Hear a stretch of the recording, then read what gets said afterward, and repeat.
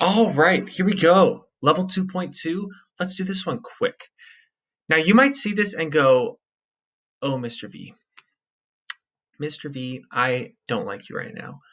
Why is this not what I normally see? Well, that is one of the faults that I have had this year. And part of just not having as much time is we've been doing these problems in one way, and we haven't been able to see them in different ways. So I would suggest taking a look at this and thinking about what we've learned. Now, you might be thinking, okay, I know exactly what I'm going to do, Mr. V. I know what you've taught me. I need to plus by 2x on both sides. And unfortunately, that's not how we do this one. Unfortunately, also, I cannot draw a very good straight line. Just kidding. Look at that. Beautiful. So 10 minus 2x equals 4. This minus 2x is going to screw with your brain. You're going to be confused about this, and that makes sense. And that 10, it's like, okay, I don't know what to do. I don't know what to do, Mr. V. We still use inverse operations. And what I've said before still stands. We always do the plus or minus stuff first. And you might see this minus 2x and think, yes, so I plus 2x. But that is not what we will do. Because we work from like the outside in. We don't want to deal with what's touching x right away. We could divide by 2, and it wouldn't be the worst thing in the world. Especially in this example. This is one of the only examples I've given where that's not the worst. But I need to get rid of this 10. We haven't done that before, though. How do I get rid of this 10? Well, I can use inverse operations to get rid of it. So what is the opposite of this 10? I'll give you a second to think about that. Pause the video if you need to. And a hint in 5, 4, 3, 2, 1. What's this invisible sign in front of the 10? And how does that help us? Pause the video if you needed to. Now, if you all of a sudden were like, I think I get this, like Mr. V, I think I get this now.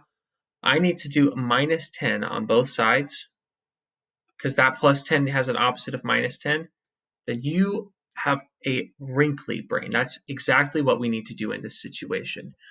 Even though it's the first on that left part and you're like, I always do the second thing first. No, we always do the adding or the subtracting first.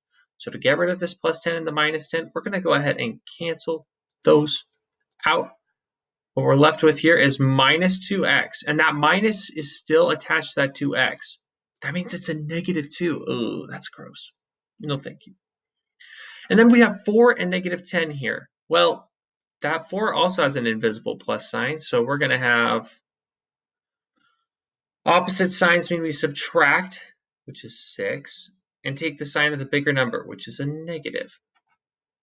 Right? That 10's bigger, so negative 2x equals 6. What is my final step? We're going to do this one quick.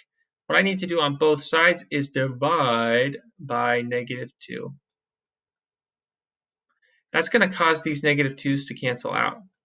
And this is a really special situation because we have two negatives here, right?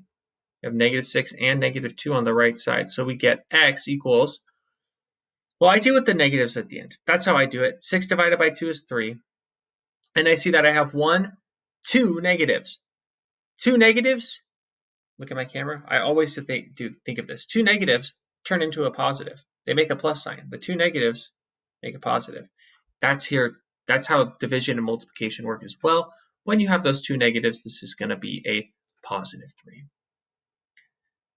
Now, don't always just do these problems. Take some time to think, what should I start with here? Make sure you're not starting with a plus 2x. That's what you need to not start with. Awesome job, y'all. One more in this level.